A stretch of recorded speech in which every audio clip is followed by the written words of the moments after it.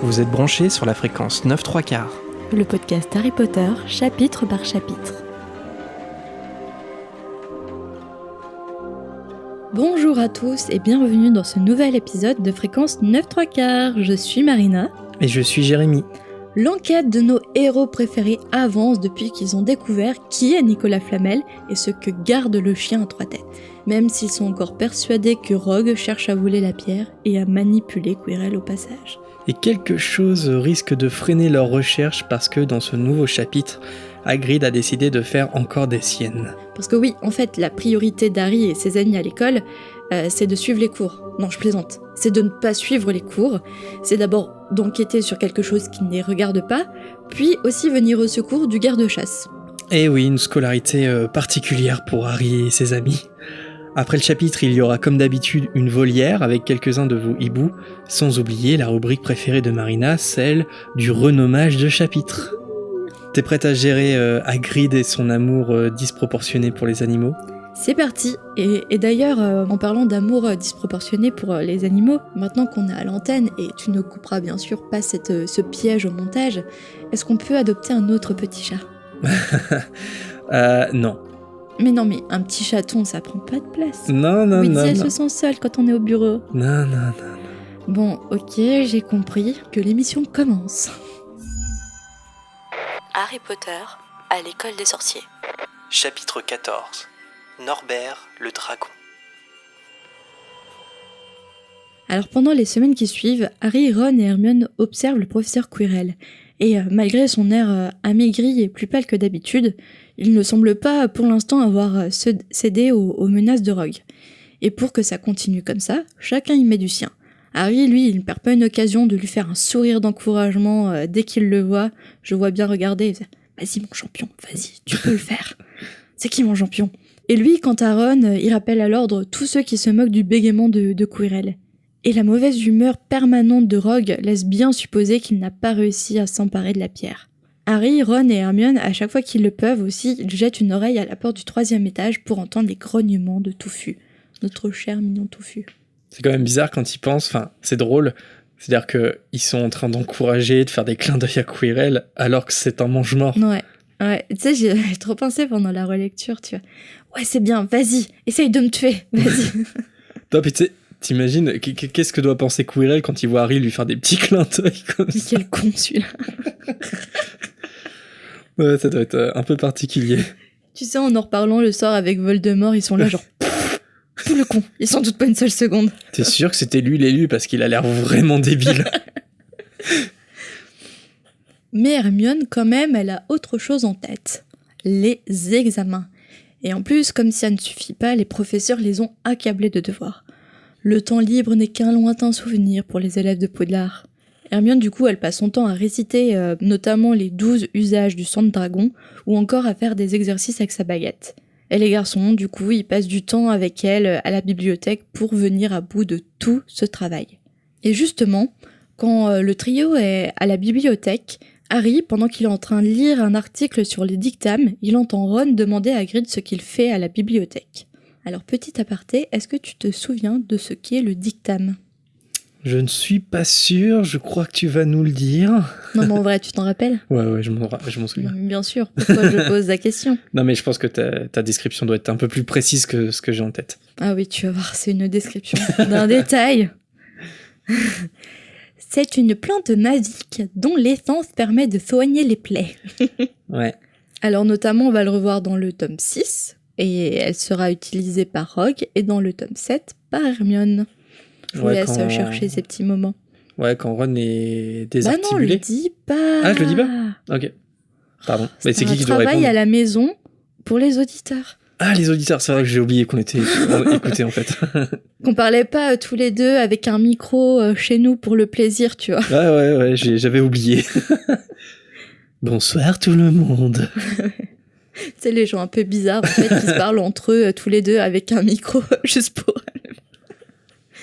D'un ton hyper naturel, Hagrid lui répond qu'il jette juste un coup d'œil, mais en tout cas, lui, il espère que tous les trois ont arrêté de faire des recherches sur Nicolas Flamel. Et Ron, trop fier de lui dit que ça fait bien longtemps qu'ils ont trouvé ce que garde le chien à trois têtes. Il garde la pierre, mais Hagrid l'interrompt. Harry commence à parler, mais le coupe aussi, et Hagrid les invite à suivre cette conversation secrète dans sa cabane. Après son départ, Ron va fouiller dans la section où se trouvait Hagrid. Franchement, c'est des petites fouinasses. Complètement, non mais l'école des sorciers, c'est vraiment à l'école des fouinasses. Ouais, totalement. Et la recherche a été fructueuse vu qu'il revient avec une pile de livres qui traitent des dragons. Et du coup, ça réveille un petit souvenir d'Harry.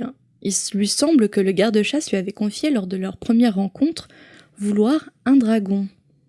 Mais Ron apprend à Harry que c'est interdit par la Convention des sorciers de 1709. Bah oui, avoir un dragon dans son jardin, ça rend la tâche un peu compliquée de se cacher des moldus. Et en plus, les brûlures de dragons sont très dangereuses. Il le sait par son frère Charlie qui, je le rappelle, s'occupe des dragons en Roumanie.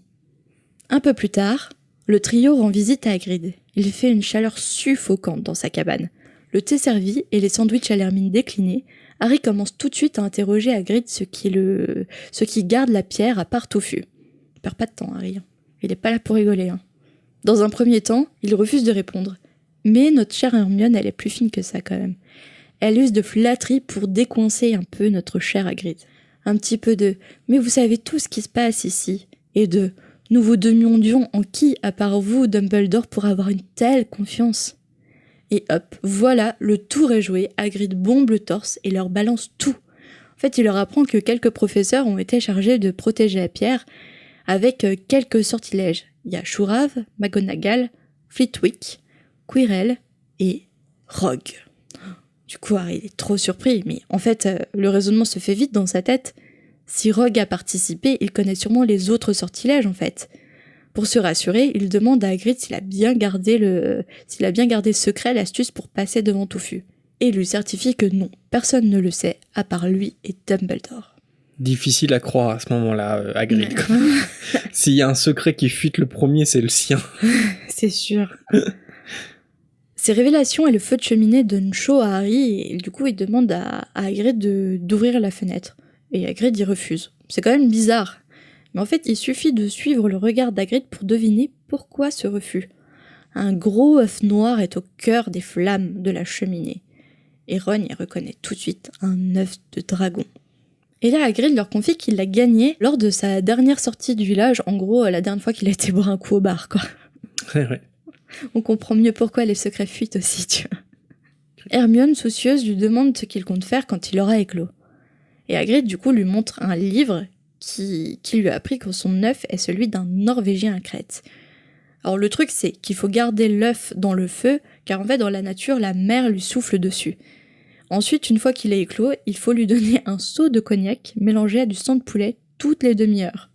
Le secret d'une croissance réussie. Particulier la croissance des bébés dragons.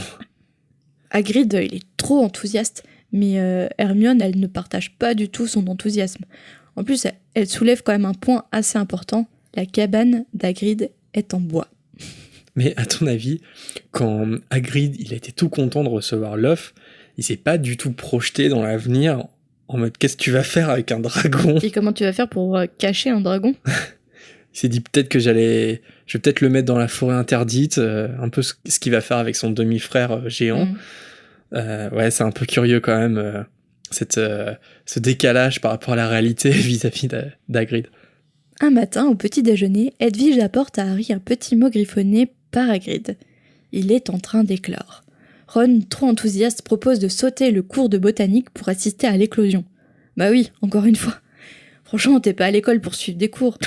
T'es là pour regarder l'éclosion d'un dragon, l'éclosion interdite en plus d'un dragon, tu vois. Bien sûr. T'es là pour aller clandestinement chez le garde-chasse. Dit comme ça, c'est un peu bizarre. Mais Hermione l'arrête. C'est pas le moment de s'attirer des ennuis, et en plus, si quelqu'un découvre ce que cache Hagrid, mais là, Harry lui dit précipitamment de se taire. Et pourquoi ? Parce que Malfoy, en passant près d'eux, s'est arrêté net pour les écouter. Vraiment hyper discret. Oui, puis lui, du coup, il a la palme de la fouinasse, en fait. Ouais, c'est ça. Avant d'être transformé en fouine pour de vrai dans la coupe de feu, c'en est déjà une. J'imagine bien marcher et d'un coup, tu vois, s'arrêter, reculer, écouter ce qu'ils disent, tu vois. Ok. Avec une tête un peu de mème, tu vois. Ouais. Le sourire qui en dit long. Ouais. Après une petite dispute, ils se mettent d'accord pour aller voir Hagrid à la récréation du matin. Les trois amis arrivent à temps pour voir la coquille s'ouvrir en deux et voir un bébé dragon tout fripé net. Est-ce que c'est mignon, un bébé dragon? Ben moi je trouve que tous les bébés animaux sont trop mignons. Ok. Ouais. Moi j'adore les chats, mais les bébés chats, c'est pas si mignon que C'est ça. trop mignon, on dirait des petits rats tout roses. Hagrid, lui, en tout cas, il le trouve magnifique. Alors qu'il tend la main pour caresser le dragon, celui-ci claque des dents avec ses petits crocs pointus. Et Hagrid, bien sûr, il prend ça comme le signe que le dragon a, je cite, reconnu sa maman. Hermione, curieuse, demande à Hagrid combien de temps un Norvégien à Crète prend sa taille adulte. Mais elle n'a pas le temps de finir de poser sa question, parce que Hagrid se lève d'un bond et se précipite par la fenêtre. Quelqu'un a vu le dragon. Harry, lui, il a le réflexe de bondir sur la porte pour regarder dehors. Et même de loin, Drago est vraiment reconnaissable. La fouinasse. Alors les jours d'après, à chaque fois qu'il le croise, Drago affiche un sourire mauvais. Évidemment, ça les met plutôt mal à l'aise, et à chaque temps libre, Harry, Ron et Hermione, ils vont chez Hagrid pour tenter de le convaincre de faire quelque chose. Hagrid, lui, il refuse de s'en débarrasser parce qu'il est trop petit, son dragon, et il mourrait dans la nature. Sauf qu'en une semaine, la taille du petit bébé dragon, elle a déjà triplé. Hagrid, qui a priori ne voit pas du tout le problème de garder un dragon chez lui, annonce également qu'il lui a trouvé un nom. Norbert. Norbert le dragon. Norbert Dragono. Et ben justement, parce que la traduction, elle peut faire un peu redite par rapport à Newt Scamander, qui est devenu, donc comme on le sait, Norbert aussi, Norbert Dragono. Bon, après, le traducteur Jean-François Ménard, il pouvait pas forcément savoir que le personnage de Newt Scamander allait devenir important dans la saga. C'était juste, en fait, l'auteur d'un livre qu'on mentionne brièvement.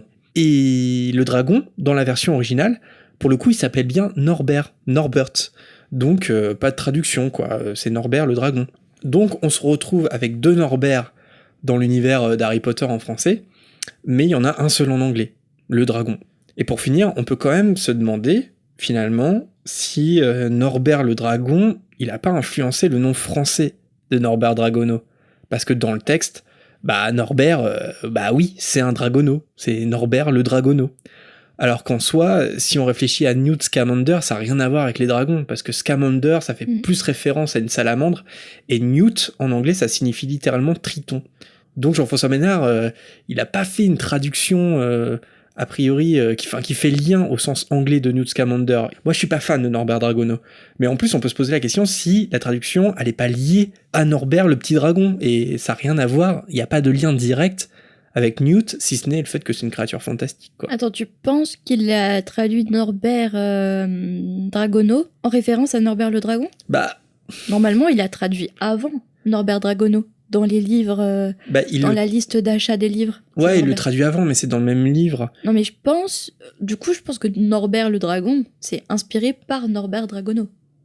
Pas l'inverse. Bah oui, mais en version originale, ça n'a pas de sens, parce que Norbert, il s'appelle Newt Scamander, et le dragon, il s'appelle Norbert, donc il n'y a aucun lien entre Newt Scamander et Norbert, le dragon. Non, mais ce que je veux dire, c'est que, tu sais, je pense que, je sais pas pourquoi il a décidé de faire ça, mais dans un premier temps, il a traduit Newt Scamander par Norbert Dragono, et qu'ensuite, après, je sais pas comment ça se passe, les traductions s'y font vraiment dans l'ordre ou pas, et ensuite, quand c'est devenu Norbert, le dragon, attends. Ah non, parce que tu me dis que... En fait, Attends, c'est quoi le nom du chapitre en anglais ? Ça doit être Norbert... Non, je crois que le titre... Tu veux dire le titre de ce chapitre-là ? Oui. Je crois que c'est le Norvégien à Crète, tout simplement. Eh ben, ça se trouve, il s'est inspiré de Norbert Dragono pour le nom du chapitre... Je pense pas, parce qu'il n'a pas traduit le nom de Norbert pour le dragon. Le dragon, en anglais, s'appelle aussi Norbert. Ouais. Et pourtant, il a traduit Newt Scamander par Norbert Dragono. En fait, en français, ça fait un peu comme un effet d'annonce quand tu lis la liste des livres scolaires. Tu dis Norbert Dragono, ça peut, tu vois, faire un petit indice sur « Ah, il va y avoir un Dragono, il va s'appeler Norbert un peu plus tard. » Tu vois ce que je veux dire ? Ouais. En anglais, il n'y a pas du tout cet effet d'annonce. Ouais, bah oui. Et en plus, maintenant, c'est le personnage principal d'une nouvelle saga cinématographique, et on peut se demander si, à la base, son nom français, il n'a pas été traduit par rapport à quelque chose qui finalement n'a rien à voir dans le texte original. Mais c'est une supposition, c'est pas vérifié, et je pense pas que Ménard se soit exprimé déjà sur la traduction de Norbert Dragono à ce sujet-là, mais ça serait intéressant de savoir Et en tout cas, moi, je sais pas, j'ai toujours pensé que c'était une traduction un peu bancale, un peu contestable, on va dire, de Norbert Dragono, Newt Scamander. Après, bah, quand c'est un auteur dans un livre cité une fois ou deux, on s'en fiche. Mais là, en tant que héros principal d'une nouvelle saga, moi, ça m'aurait pas choqué qu'on reprenne la traduction, en fait. Et que finalement, on la change. Ils ont décidé de pas le faire. Voilà, ça se discute. Et d'ailleurs, une petite devinette pour toi, Marina. Je sais pas si tu l'as vu dans le doc avant que t'aies cherché sur l'internet moldu. Mais en fait, on pourrait quand même dire que Norbert Dragono, c'est le seul Norbert de la saga, même en français. Est-ce que tu sais pourquoi ? Alors, est-ce que la réponse, c'est un fait ou est-ce que c'est une blague ? C'est un fait. C'est Wikipédia. Wiki Harry Potter. Alors, je vais te donner un indice. En fait, Norbert, le dragon, en fait, il s'appelle pas vraiment Norbert. Est-ce que tu te souviens ? Parce qu'en fait, on va l'apprendre plus tard dans Harry Potter. Ah, mais oui, parce que c'est une femelle. Exactement. En fait, dans les reliques de la mort, Oui. la veille du mariage de Bill et Fleur au terrier, Hagrid, il demande à Charlie des nouvelles de Norbert. Et Charlie, il rigole, il lui apprend que Norbert, en fait, c'était une femelle, et ils l'ont donc rebaptisé Norberta. Oui, ok. Donc on ne parle pas de Norbert, mais de Norberta dans ce chapitre. Bon, Norbert ou Norberta, dans tous les cas, Hagrid, il joue la maman devant le trio, et Ron, il murmure à l'oreille d'Harry qu'il a perdu la boule.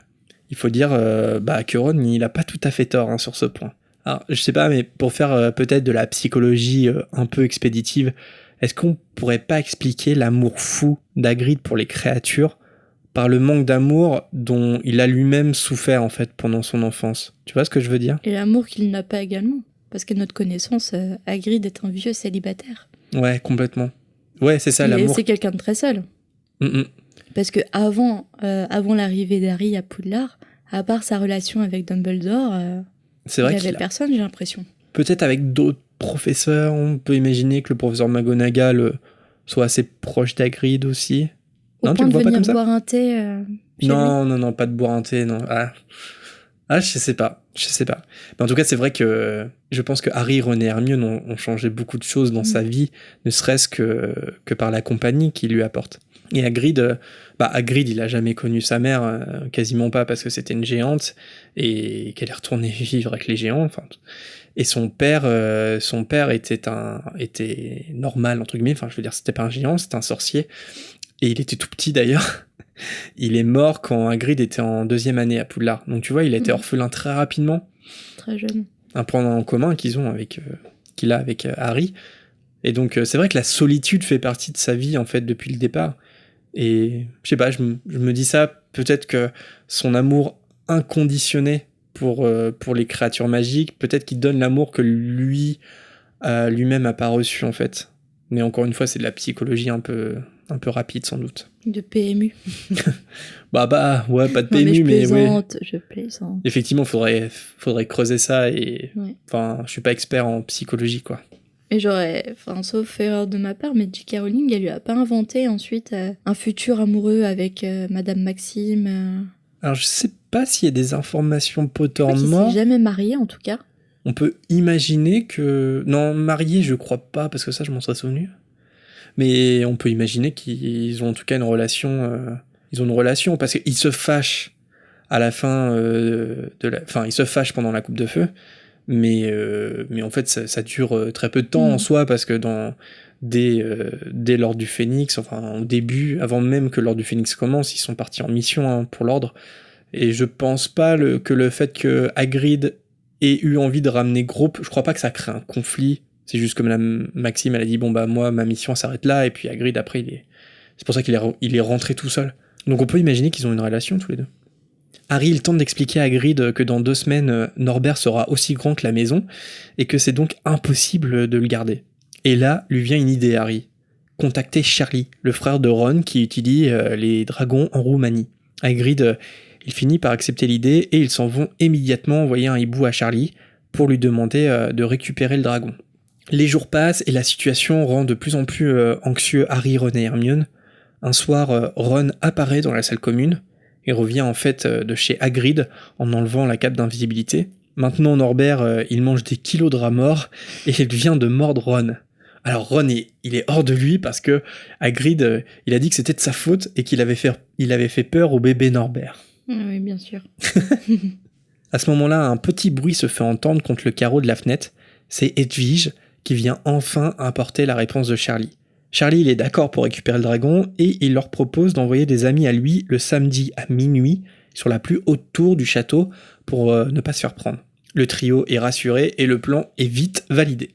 Alors d'accord, mais, parce qu'il y a un mais, ce passage, il m'a toujours un peu interloqué dans l'école des sorciers, et je sais pas si c'est ton cas aussi, Marina, parce que Hermione, elle rabâche souvent qu'il est indiqué dans l'histoire de Poudlard que le château, il est protégé de l'extérieur.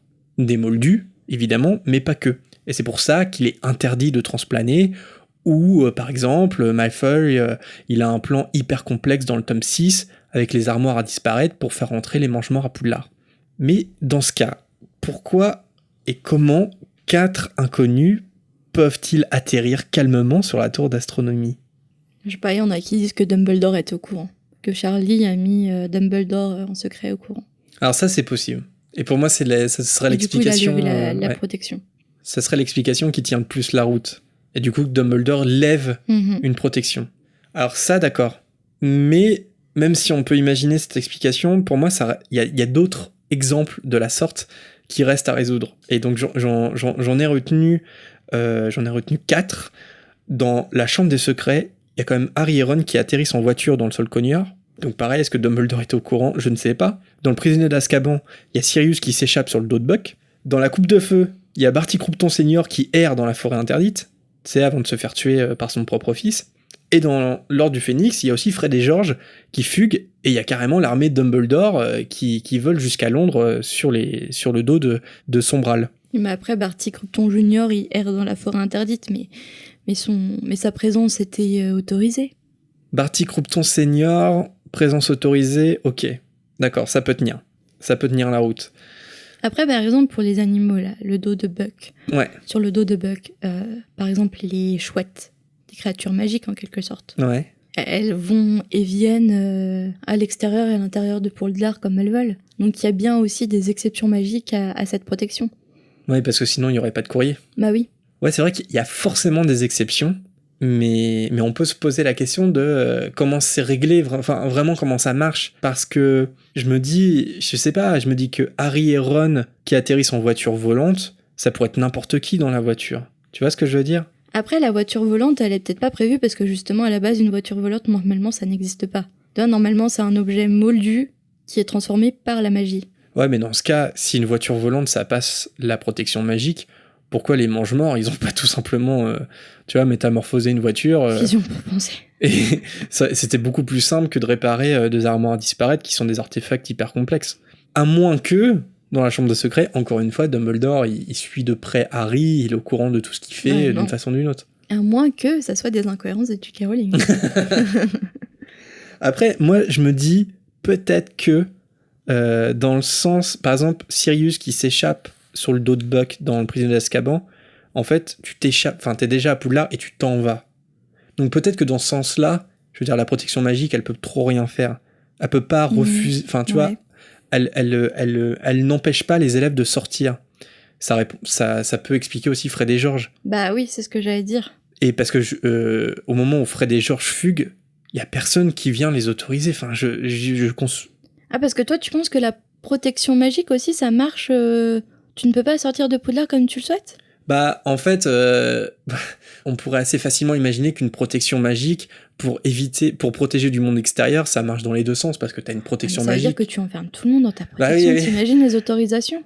Non, mais c'est pour ça que ça marche. Peut-être que la magie est assez précise pour que ça ne marche que dans un seul sens, c'est-à-dire le sens où on rentre dans Poudlard. Ah bah oui, je pense que c'est ça. Hein. Ok. Mais vraiment, pour la voiture volante, je pense vraiment que c'est parce que c'est un... Et peut-être que les mange-morts n'ont pas du tout pensé à ça, mais simplement parce que c'est un objet moldu qui a été transformé par la magie. Et la protection magique ne prévoyait pas ce cas de figure. Après, ça serait quand même mal vu de Dumbledore, dans le sens où la magie peut... Tu vois, on peut être précis dans la magie. Et je veux dire que même s'ils sont dans une voiture volante, qui a priori est un objet moldu qui a été ensorcelé, je veux dire, c'est assez facile de les repérer quand même. Par exemple, la trace C'est quelque chose qui est hyper mais la complexe. protection magique, elle va jusqu'où? Tu sais ça? Bah non, c'est ça qu'on sait C'est ça pas. la question. Elle va jusqu'où? Est-ce que c'est jusqu'aux portes du château, mais portes littéralement du château? Ou est-ce que ça englobe jusqu'au sol cogneur, la forêt interdite et tout ça? Ouais. Il y a beaucoup d'inconnus autour de ça. Donc on peut faire que des suppositions, quoi. Et notamment, enfin, il y a aussi une théorie qui dit que les règles de sécurité ont surtout été mises en place à partir de la coupe de feu après le retour de Voldemort. Bon, déjà, ça m'interroge parce que il y a Sirius Black qui, a priori, un criminel très recherché. Poudlard doit être ultra protégé aussi. Enfin, voilà. Donc ça me paraît bizarre que ça soit qu'à ce moment-là, retour de Voldemort. Mais même ça n'expliquerait pas Fred et George, l'armée de Dumbledore, sauf, encore une fois, si les protections ne fonctionnent que dans un sens. Moi, j'ai toujours pensé que c'était vraiment que dans un seul sens. Ok, donc en fait, tu peux partir comme tu veux. Par contre, tu peux pas rentrer. Bah oui. Ok. Tu enfermerais élèves et professeurs dans Poudlard. Bah, les profs, non, mais les élèves, quand même, tu vois. Il faut avoir une autorisation ou je sais pas. Mais en même temps, ils se rendent à Préolard, les élèves, donc... Ouais, non, je pense pas. En fait, j'ai l'impression quand même que dans le Prince de Sang Mêlé, certes, il y a des protections magiques, mais est-ce qu'ils se prennent pas la tête avec les armoires à disparaître? Est-ce que vraiment, il y avait pas un plan plus simple pour faire rentrer des mange-morts? Tu vois ce que je veux dire? Il y avait le polynectar. Bah, le polynectar, je pense que ça marche pas. Par contre... Alors si tu transformes un mange-mort hyper calé en armoire à disparaître en Malfoy... Ah, tu veux dire en métamorphose? Oui. Non, mais je sais pas. En tout cas, bon, je reste un peu... Je suis d'accord sur le fait que c'est dans un sens la protection magique, mais pour moi, ça n'explique pas Harry et Ron dans la Ford Anglia. Enfin, tu vois, il y a un truc, c'est beaucoup trop simple si le simple fait d'être dans une voiture qui vole, du coup, t'es indétectable. Oui, mais je trouve ça un peu gros. Il atterrit, ils n'ont jamais atterri vraiment à Poudlard, ils ont atterri au sol cogneur. Ouais, mais le sol cogneur qui est vraiment aux portes de Poudlard, tu vois. Est-ce que le sol cogneur fait partie de la protection? Oh bah ouais, je pense. Tu peux pas transplaner devant le sol cogneur. Je pense que c'est l'enceinte de Poudlard, mais encore une fois, avec la forêt interdite, c'est pas trop précis, parce que, par exemple, Barty Croupton Senior, il sort de la forêt interdite. Mais est-ce que tu... Ouais, non, à mon avis, il y a un moment quand même, genre, la forêt interdite, quand t'es à la lisière et que tu rentres à Poudlard, la protection, il y a un moment, genre t'es Voldemort, tu peux pas rentrer, quoi. Non, moi je pense vraiment que Barty Croupton Senior avait une autorisation à Poudlard. Oui, par contre, ça peut tenir. N'hésitez pas à nous dire ce que vous en pensez, parce que c'est vrai que tant que l'histoire de Poudlard ne sera pas publiée par J.K. Rowling, on ne peut avoir que des théories, sauf si elle répond à toutes les questions, mais je pense pas, en tout cas elle l'a pas fait jusqu'à maintenant. Harry, Ron et Hermione ont maintenant un plan, mais un autre problème leur tombe dessus. La main de Ron a doublé de taille à cause de la morsure de Norbert. Le souci, c'est qu'il hésite à aller voir Madame Pomme-Fraîche par peur qu'elle comprenne que c'est une morsure de dragon. Sauf que l'état de sa main, il l'empire dans l'après-midi, et Ron, il n'a pas d'autre choix que d'aller à l'infirmerie. En fin de journée, Harry et Hermione lui rendent visite. Ron, qui est pas en super état, il leur raconte qu'en plus, Drago est venu le voir et il l'a menacé de tout raconter à Madame Pomme-Fraîche. Ron, lui, il explique qu'il a dit à l'infirmière que c'était une blessure de chien. Il y a des chiens à Poudlard. Bah ouais, il y a bien Patmol. Hermione, elle tente de rassurer Ron en lui disant de pas s'en faire et que samedi prochain, à minuit, tout sera derrière eux. Et là, ça fait tilt pour Ron. Parce que pour pouvoir venir à l'infirmerie, Drago, il a prétexté vouloir emprunter un livre à Ron. Et donc, pour sa couverture, il a bien récupéré un livre de Ron. Sauf que la lettre de Charlie était dans ce livre. Quel boulet ce Ron quand même. Ça me rappelle un peu le tome 3 quand Ron il reste à l'infirmerie et que Harry et Hermione ils doivent faire tout le boulot avec le retourneur de temps. Franchement, une lettre comme ça, tu la brûles. Bah oui, pourquoi pas s'en être débarrassé? Oui. Harry et Hermione ils décident de pas changer le plan parce que de toute façon il est trop tard pour envoyer une lettre à Charlie. Et ce que ma feuille ne sait pas, c'est qu'ils ont une cape d'invisibilité. Tous les deux, ils rendent à nouveau visite à Hagrid ce soir-là. Devant la cabane, il y a Croque-Dur assis avec un pansement autour de la queue. C'est le pauvre petit Croque-Dur. Il n'a même plus de place chez lui. Ouais. La colocation se passe pas très bien entre Croque-Dur et Norbert. Pauvre bébé. Hagrid, il les laisse pas entrer en expliquant que Norbert est, je cite, à l'âge où il a besoin de jouer. Il a l'âge de remettre mon autorité en question. C'est ça. Ils informent Hagrid du plan de Charlie et ses yeux se remplissent de larmes. Après, il est indiqué que Norbert venait de lui mordre la jambe, donc tout ça n'est pas forcément à mettre sur le coup de l'émotion. J'aime bien ces petits passages comiques. Le samedi soir, Harry et Hermione se rendent chez Hagrid pour récupérer Norbert, que Hagrid a enfermé dans une grande boîte. Il est évidemment tout ému, et il explique qu'il lui a laissé un ours en peluche dans la boîte pour pas que Norbert se sente trop seul pendant le voyage. Sauf que un bruit de déchirure indique à ce moment-là que l'ours en question, il a pas survécu très longtemps. Rest in peace, petit ours en peluche, de Norbert. Petit ange parti trop tôt. Hagrid il dit au revoir à Norbert et il sanglote en disant « Maman ne l'oubliera jamais ». C'est trop triste et un peu drôle en même temps. Sous la cape d'invisibilité, Harry et Hermione portent tant bien que mal Norbert jusqu'en haut de la tour d'astronomie. Sur leur chemin, soudain, ils entendent du bruit. Ils s'arrêtent immédiatement en oubliant dans leur peur qu'ils sont en fait invisibles. La source du bruit vient en fait de McGonagall en robe de chambre qui tient Malfoy par l'oreille. Elle est furieuse de l'avoir surpris en pleine nuit et elle enlève 20 points à Serpentard, tandis que Malfoy il tente de se justifier en lui expliquant qu'Harry Potter va arriver avec un dragon. Évidemment, McGonagall elle est choquée par ces mensonges complètement idiots. Vraiment, la manie pour les profs avant, dans le passé, de tenir les élèves par l'oreille, c'est vraiment sadique. Ça doit faire tellement mal. C'est vrai que ça choque un peu à la relecture, mais tu te dis ça se passe dans les années 90. Et je pense que dans les années 90, les instituteurs et les institutrices, ils devaient encore faire ce genre de truc. Hein. Tu connais la légende qui a parcouru tous les collèges. La règle. Disant qu'un jour... Un professeur a tellement tiré une oreille d'un élève qu'elle s'est décollée. C'était Brutus le prof. C'était Dwayne Johnson. The Rock. Non, je connaissais pas. Non, je connais la règle avec les doigts. Ah ouais. Mes parents, ils arrêtent pas de me dire qu'ils ont souffert de ça, quoi. Je crois que c'est mon instituteur de CP qui le faisait encore quand j'étais au CP. Ça, c'est choquant quand même. Bon, tu sais, moi j'avais une prof de maths au lycée qui nous jetait des craies dessus et les gros cahiers de texte à l'ancienne, tu vois. Ah ouais? Ouais. Elle était psychopathe, elle nous tapait dessus et tout, j'étais traumatisée. Tu me diras, je vois très bien Ombrage faire le coup de la règle, tu vois. Une fois, en plus, elle visait mal. Une fois, moi, j'étais petite élève parfaite, tu vois, qui ne discute pas, qui essaye de comprendre ses problèmes de maths. Et je me reçois une craie dans le visage. Mais un truc de mal. C'est vrai?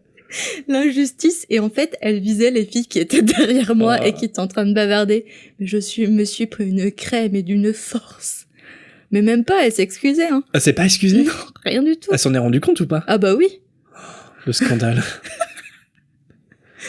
Ah, les bons souvenirs du collège. Et toi, t'as pleuré? Bah non. Et franchement, j'ai eu trop mal. Hein. Bah ouais. Mais elle me faisait tellement peur. Et du coup, je suis sûr que t'as même caché que t'avais reçu la craie, tu vois. J'ai fait comme si de rien n'était, tu vois. Mais bon, tout le monde avait vu et tout le monde rigolait, bien entendu, parce que c'est le collège. Sous la cape, Harry et Hermione, eux, ils jubilent devant le spectacle, et la fin du parcours jusqu'au sommet de la tour leur semble tout de suite plus facile.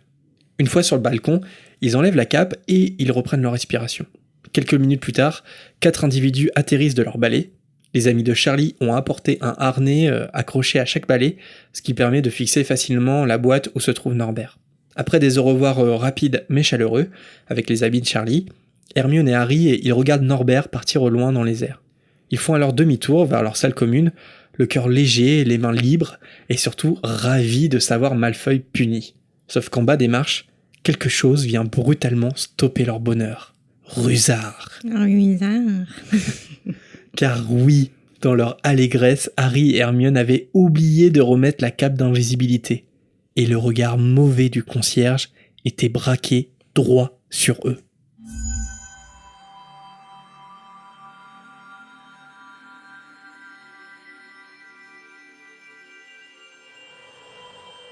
Merci Jérémy. Merci Marina. Alors maintenant, nous allons passer à la rubrique « Renomme ton chapitre ». Ouais. Et je l'ai préparé. Est-ce que tu peux mettre au montage là, des applaudissements là, un peu pour motiver pour la prochaine fois? C'est parti. Congratulations. Alors, qu'est-ce que tu as trouvé pour renommer le titre aujourd'hui? Harry Potter à l'école des sorciers, chapitre 14. Hagrid, une nounou d'enfer. Oh, bien trouvé. Non mais, dommage qu'il n'y a pas l'image, mais vous auriez vu sa tête de fierté. Il était fier. C'est ma tête quand trop mignon. mon titre de chapitre est une bêtise, en fait, je pense. Et toi, Marina, alors le titre de ton chapitre... Oui, enfin, au dernier épisode, tu m'as pas lancé, alors par représailles, j'aurais pu ne pas le faire. Non, vas-y, on t'écoute. Harry Potter à l'école des sorciers, chapitre 14. Quand Hagrid va se faire cuire un œuf. Oh Oh Ça se voit que t'as préparé pour une fois. Non, c'est vrai, ça se voit.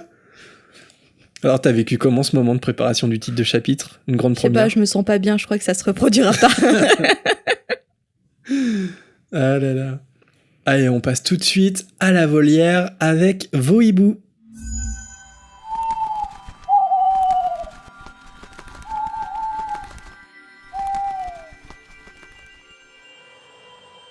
Et on est ravis de commencer avec un hibou sonore, celui de la goule en pyjama. Salut, je voulais vous partager une petite réflexion que je m'étais faite par rapport aux cours de sport à Poudlard. Comme quoi, donc, de ce qu'on sait, il n'y a que les premières années qui en ont et les équipes de Quidditch qui continuent le Quidditch après la première année. Mais je me disais justement que je sais pas si, au final, ils ont vraiment besoin de cours de sport à Poudlard. Parce que, par exemple, si on prend les Serpentards, qui sont tout au fond des cachots dans leur salle commune, si le matin, ils ont cours de divination, ils doivent monter tous les escaliers de la tour pour arriver tout en haut. On sait qu'il y a au moins 7 étages, puisque la salle commune de Gryffondor est au 7e. Donc il y a potentiellement plus d'étages pour aller jusqu'à la tour où se trouvent les cours de divination. Ça fait énormément de marches à monter, une grande distance à parcourir. Et sachant qu'ils ont plusieurs cours par jour, ils doivent courir d'un bout à l'autre du château toute la journée pour suivre leurs cours. Je sais pas s'ils ont vraiment besoin de cours de sport après ça. Et ça marche aussi pour les Gryffondor et les Serres d'Aigle qui, eux, dorment tout en haut d'une tour. Tous les soirs pour aller dormir, ils doivent se taper plein d'escaliers à monter. Je pense que ça fait déjà faire pas mal de sport, donc au final, est-ce qu'ils ont vraiment besoin de cours de sport en plus? Voilà, c'était ma petite réflexion. Au revoir. En fait, je suis tout à fait d'accord avec toi, la goule en pyjama. Je pense que le fait déjà d'aller en cours et de monter au dortoir est un sport en soi à Poudlard. Je pense que c'est un sport suffisant. Moi, c'est vrai que son message à la goule, ça m'a fait poser une question. Pourquoi il n'y a pas d'ascenseur à Poudlard? Des ascenseurs magiques. Des ascenseurs magiques? Moi, j'aurais fait une pétition dès la première année pour mettre des ascenseurs. C'est vrai que 7 étages... Enfin, tout le monde idéalise Poudlard. Mais regarde, tu dois passer ta vie à monter et descendre des marches, quand même. T'imagines le temps pour aller en cours? Incroyable. Surtout que tu peux avoir des cours en haut de la tour d'astronomie, là où il y a les cours de divination. Ensuite, tu peux carrément descendre dans les jardins de Poudlard avec l'arbologie, les cours de soins aux créatures magiques qui sont parfois en lisière de forêt interdite. C'est un cauchemar, tu dois faire des kilomètres et des kilomètres par jour. J'aimerais bien voir l'emploi du temps, du coup. Ça doit pas être 9h, 10h, 10h, 11h, parce que le temps à chaque fois de rejoindre chaque cours. Tu me diras, j'avais ça dans mon collège, tu vois, ou même dans mon lycée, quand t'avais 2 heures de cours de sport, et sauf que le temps que t'arrives, tout ça, t'avais le droit à 5-10 minutes de rabais sur le prochain cours parce que le prof était au courant que la classe avait eu sport. Et tu traînais un peu avec tes potes et tout. Toute et la du coup, classe t'en traînait profitais comme carrément. ça, Ouais, carrément. Non, il doit y avoir des trucs comme ça parce que, ouais, quand t'es pour les cours d'astronomie, je pense que, bon. Après, c'est le soir, donc je pense pas qu'il y ait d'interclasse. Ouais. Mais pour la divination, oui. C'est vrai que Poudlard, on l'idéalise, mais à bien des égards, c'est un cauchemar. Déjà, c'est un cauchemar au niveau de la sécurité, c'est un cauchemar au niveau du sport. Ouais, mais ça entretient, ça gagne, quoi. Ça gagne les cuisses. C'est pas mal. Ah oui, par contre, il fait -5 degrés dans le château, l'hiver. Ouais, Marina, tu le défends toujours? Et maintenant, nous passons au hibou de Cassandre. Petite question, que pensez-vous de la théorie de l'Horcrux de Dumbledore? Je résume. Dumbledore, après avoir tué sa sœur par accident, aurait eu son âme de déchirée. Suite à cela, il aurait transféré son âme dans le corps de Fumsec. De Fumsec ressortent 2 plumes, qui lient les baguettes de Voldemort et Harry. Durant la nuit où Voldemort a voulu tuer Harry, une partie de l'âme de Voldemort s'est accrochée, comme on sait, au corps de Harry. Mais aussi une partie de l'Horcrux de Dumbledore. Ce serait aussi pour cela que la baguette réagit à Harry, car elle ressent l'Horcrux, et cela expliquerait aussi le chapitre dans la garde avec Dumbledore. Que pensez-vous de cela ? Qu'est-ce que tu penses de cette théorie ? Je crois me souvenir que t'es pas trop fan de cette théorie. Bah déjà, je sais pas si tu l'avais déjà entendu toi, mais c'est la première fois. Moi, je pense que je l'avais déjà lu sur un site de fans ou quelque chose comme ça. Ok. Bah en fait, elle est intéressante, ça peut être possible, mais non en fait. Enfin, je m'explique. J'aurais 2 objections. C'est-à-dire que la première objection, c'est que faire un Horcrux, pour moi, c'est un acte horrible de magie noire. Et c'est pas quelque chose d'anodin. Et Dumbledore, même s'il a été tenté par le pouvoir avec Grindelwald, je le vois pas faire un Horcrux, sincèrement. En plus, il me semble quand même que pour créer un Horcrux, il faut tuer intentionnellement pour diviser son âme. Et donc, si par malheur, c'est le sortilège de Dumbledore qui a tué sa sœur, de toute façon, il l'a pas fait exprès, il a pas voulu tuer sa sœur, donc je pense pas que son âme soit divisée. Et en plus, quel intérêt il aurait eu Dumbledore à faire des Horcrux ? Aussi, il aurait eu aucun intérêt. Surtout que, philosophiquement, ça rejoint pas du tout ce qu'il pense. C'est-à-dire, il cherche pas du tout à repousser la mort. Au contraire, justement, il arrête pas de dire que la mort fait partie de la vie, en fait. Donc, c'est vrai que même si il serait capable de faire une telle chose, je comprendrais pas pourquoi il le ferait. Et sinon, la deuxième objection que j'avais, c'est, comme on l'a dit dans la dernière volière, tout est expliqué niveau baguette, en fait. Il y a pas vraiment d'inconnu autour de ça. C'est-à-dire que, comme les baguettes sont jumelles, elles peuvent pas se défier. Et après le priori incantatum entre Harry et Voldemort dans la coupe de feu, ça va même plus loin parce que la baguette d'Harry, on l'a dit, elle a aspiré certains pouvoirs de Voldemort, ce qui fait que tant que Harry il a sa baguette, Voldemort il peut pas le défier, Harry, parce que la baguette d'Harry reconnaît Voldemort en fait. Donc pour moi il y a pas d'inconnu, il y a pas de mystère à résoudre avec une théorie sur les baguettes. Enfin, je veux dire, tout est expliqué. Après les limbes, c'est encore autre chose. C'est autre chose parce que c'est peut-être le chapitre le plus métaphysique d'Harry Potter, quoi. Et il faut pas forcément en chercher un sens, enfin, dans le sens où il faut pas essayer de comprendre véritablement pourquoi Harry se retrouve à King's Cross. Il y a pas d'explication rationnelle. Je veux dire, et puis le chapitre raconte ça. Enfin, Dumbledore, il a cette phrase célèbre de dire évidemment, Harry, ça se passe dans sa tête, mais pourquoi ça voudrait dire que tout ça n'est pas réel ? Justement parce qu'on est dans la psychologie pure et dure, on est dans l'esprit, au plus profond de l'esprit d'Harry. Donc il y a pas... Donc là, pour le coup, la présence de Dumbledore est pas forcément à expliquer sur des choses rationnelles. C'est mon avis. Un prochain message de Camille, qui nous dit « J'ai fait une découverte aujourd'hui en écoutant un podcast de Louis Média sur les émotions, plutôt sympa d'ailleurs si vous aimez la psychologie. En effet, il y a des personnes qui surculpabilisent pour tout et n'importe quoi. Cette culpabilité peut les amener à l'automutilation. Je sais, ce n'est pas très marrant, mais la partie qui m'a fait sourire, c'est que les chercheurs ont appelé ça l'effet Dobby. Une référence à l'univers d'Harry Potter dans le milieu de la recherche psychologique, J.K. Rowling a vraiment réussi à pénétrer le plus profond de nos esprits. Tu le savais ça ? Tu connaissais l'effet Dobby ? Non. Je savais qu'il y avait beaucoup d'espèces découvertes qui avaient été appelées en fonction de noms d'Harry Potter, de l'œuvre de J.K. Rowling, mais non, pour la psychologie, non, je ne savais pas. Et toi ? Non, je ne savais pas non plus. Effectivement, il y a des espèces animales. Si je dis pas de bêtises, il me semble qu'il y a une espèce d'araignée qui a été nommée... Enfin, qui a été... D'ailleurs, je crois que c'est à Londres, où quel musée va faire une exposition créatures fantastiques. Ouais. En fait, ils vont exposer des créatures disparues aujourd'hui, ou des espèces un peu étranges, et ils vont comparer ça aux créatures inventées par J.K. Rowling. Pour les animaux fantastiques, ouais. Pour les animaux fantastiques. Ça doit être plutôt sympa à voir. Ça a l'air trop bien. Complètement. Et ouais, effectivement, il y a déjà eu des emprunts à l'univers de J.K. Rowling pour des découvertes scientifiques. Là, c'est psychologique. Après, est-ce que c'est officiel ou pas ? Je veux dire, est-ce que c'est reconnu par les psychologues ? Si tu dis effet Dobby à n'importe quel psychologue, est-ce qu'il va savoir de quoi tu parles ? C'est peut-être un terme générique. Ouais.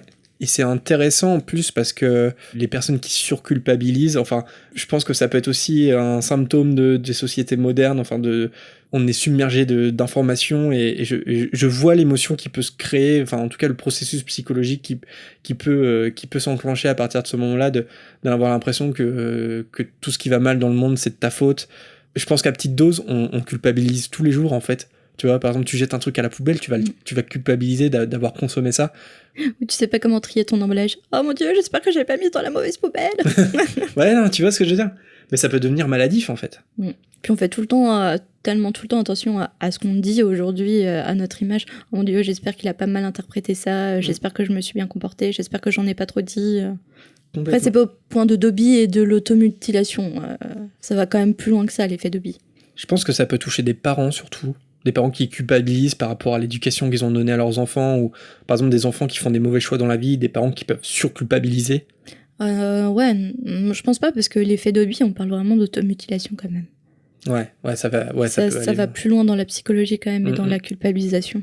Complètement. Après, c'est plutôt bien trouvé en soi, parce que Dobby, c'est ce qu'il fait, quoi. Il s'automutile parce que il culpabilise de tout. Et maintenant, passons au hibou de Florian, qui demande: personne à Poudlard ne s'interroge de pourquoi Quirrell tombe presque dans les pommes à cause du troll. Le gars est professeur des forces contre les forces du mal et il flippe face à un troll. Personne ne se dit que c'est bizarre. Je pense que tout le monde est tellement paniqué pour le troll qu'ils font pas attention. Enfin, les profs pourraient être plus alertes, mais de toute façon, Rogue a déjà des soupçons. Dumbledore, je sais pas trop ce qu'il pense de Quirrell. Après, on sait pas vraiment quel était le caractère de Quirrell avant de se faire habiter par Voldemort. A priori, il a quand même pas mal changé. Donc, mais à quel point, de quelle manière? Par exemple, je pense qu'il bégayait pas avant. Il avait pas son turban. Et c'est surtout ça, en fait, il n'y a pas trop la surprise des profs à le voir dans cet état-là. Par exemple, quand Hagrid, il présente Quirrell à Harry, Hagrid, normalement, il connaît pas Quirrell dans cet état-là. Alors ça fait 1 an qu'il l'a pas vu, mais quand même, tu te dis en 1 an, oh la vache, qu'est-ce qui s'est passé, le pauvre gars Là, tu dis tout de suite qu'il a dû voir un truc qu'il a dû voir quelque chose qui l'a traumatisé. Bah ouais, c'est passé un truc dans sa vie, c'est bizarre. Et c'est vrai qu'on n'a pas trop ce point de vue des gens qui le connaissaient et qui le trouvent changé. C'est vrai que ça manque un petit peu. C'est pour ça que, en soi, le fait qu'il tombe dans les pommes, c'est cohérent par rapport à Quirrell, comment il est présenté, comment il fait cours, comment il se comporte dans la vie de tous les jours. C'est pas étonnant en soi. Ce qui est étonnant, c'est que il prend une année sabbatique, il revient, c'est pas du tout le même, et ça, on n'en parle jamais. Après, ça reste un collègue. Tu te dis, le mec, il a vécu un truc super hard, on va pas lui en parler, quoi. Et ça laisse l'aura de mystère. Puis peut-être qu'il s'est passé des choses similaires sur d'autres professeurs de défense contre les forces du mal. Ça amène beaucoup de parcours chaotiques. Et notamment parce qu'il y a la prétendue malédiction en plus. Allez, un dernier message de Aude qui nous dit « Je voulais partager avec vous mon premier visionnage du film. Comme toi, Jérémy, j'ai découvert Harry Potter à l'école des sorciers au cinéma. Je ne connaissais vraiment pas du tout l'histoire et en plus, c'est mon père qui m'avait traîné au cinéma à l'époque. J'ai donc découvert toute l'histoire au cinéma. » Tu peux remercier ton papa, du coup. Et oui, complètement. Y compris le twist de fin, Quirrell Rogue, auquel j'ai carrément cru, bien entendu. Par contre, je voulais vous faire partager mon souvenir, car pour ma part, je connaissais le personnage historique Nicolas Flamel avant de voir le film. Du coup, j'ai passé une bonne partie de l'histoire à me dire « Mais il cherche vraiment qui est Flamel ? Mais moi, je sais qui est Flamel !» Excuse-nous. Demandez-moi. Du coup, je savais aussi de suite ce que gardait le chien touffu. Voilà, juste envie de vous raconter ma première découverte de cette fabuleuse histoire. Love à tous les deux, et par la barbe de Merlin, ne changez rien à votre émission, elle est au top.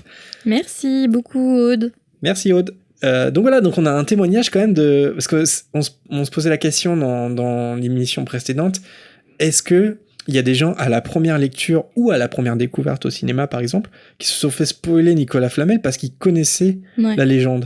Et bah oui, ça existe. Nous en avons eu la preuve aujourd'hui. Heureusement, c'était ni ton cas ni le mien. Parce que, voilà, que toi, ça soit à travers le livre ou moi à travers le film, je savais pas qui est Nicolas Flamel, j'ai pris une grosse claque du début à la fin, j'étais un enfant, j'étais là, j'étais en PLS. Mais... Après, j'aurais bien aimé savoir à quel âge elle a été voir au cinéma le film. Ouais, Aude, dis-nous quel âge tu as, hein? C'est bon, si t'avais 30 ans, tu peux nous le dire, c'était normal que tu sois court. Ouais, c'est ça, est-ce que t'étais jeune? Bah après, si c'est son père qui l'a emmené, je pense qu'elle devait pas avoir 30 ans, quoi. Son père, il l'a spoilé direct. Mais tu sais, ma fille, qui c'est, Nicolas Flamel? Je vais te le dire, moi. Ouais, c'est ça.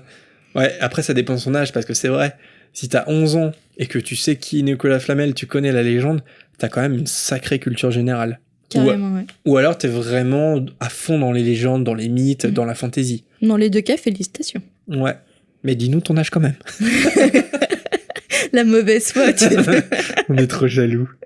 Et voilà, nous passons à la conclusion de ce chapitre 14. J'espère que l'épisode vous a plu. En tout cas, nous, ça nous a beaucoup plu de l'enregistrer. Merci à tous pour vos hiboux et votre soutien, ça compte énormément pour nous. Et comme d'habitude, une petite dédicace à tous ceux qui nous ont contactés sur les réseaux, notamment sur Instagram. Merci à Guizmo Moignon 12 Square Grimold qui suit un podcast pour la première fois. Et ça, à chaque fois qu'on a cette info, on en est très très fiers d'emmener des fans d'Harry Potter qui découvrent en fait la forme du podcast.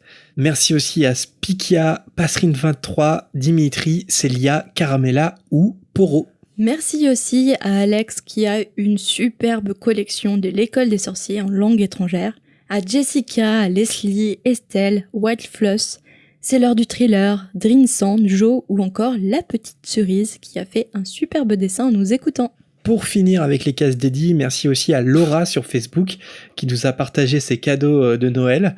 C'est cases dédiées qui te fait rire. Oui. Ouais, j'avais envie. Le Jones. Et casse dédiée aussi à Benjamin et Edwige qui nous ont laissé récemment un commentaire sur Apple Podcast. 69 représente. Tu comprends ça. Petit moment de gêne silencieuse. D'ailleurs, si vous êtes sur iOS et que vous nous écoutez sur l'appli podcast, n'hésitez pas à nous mettre des étoiles et un commentaire, ça nous aide énormément. Et peu importe par quelle application ou quel moyen vous nous écoutez, parlez-en autour de vous si vous aimez nous retrouver chaque semaine. Rien ne vaut le bon vieux bouche à oreille. Si vous souhaitez nous contacter, envoyez-nous un petit hibou sur nos réseaux sociaux, Facebook, Twitter ou Instagram. Pensez à nous suivre d'ailleurs pour vous tenir au courant et prolonger le podcast entre la sortie des épisodes. Pour la volière, on a une petite préférence pour les messages privés parce que c'est plus compliqué pour nous de trier les commentaires. Voilà, pensez-y si vous avez envie qu'on partage votre message à l'antenne. On a aussi un mail moldu si vous préférez. De toute façon, tout est en description. Donc, je pense que tout est dit. Des remerciements, de l'amour, de l'amitié, de la rigolade pour ce chapitre. La régalade. Tu as quelque chose d'autre à ajouter ? Eh ben, on se retrouve la semaine prochaine pour continuer notre lecture avec le chapitre 15. Ah ouais, t'arrêtes comme ça l'épisode. Ça y est, tu t'abandonnes comme ça, t'arrêtes. Bah, je crois qu'il est temps quand même, c'est tout. Ok, d'accord, bon. Bah apparemment, Jérémy veut arrêter d'enregistrer. Ah, attends. Et pour le chat, c'est toujours non ? Non, c'est toujours non. Bon allez, c'est bon, on arrête tout. À la semaine prochaine. À bientôt. À bientôt.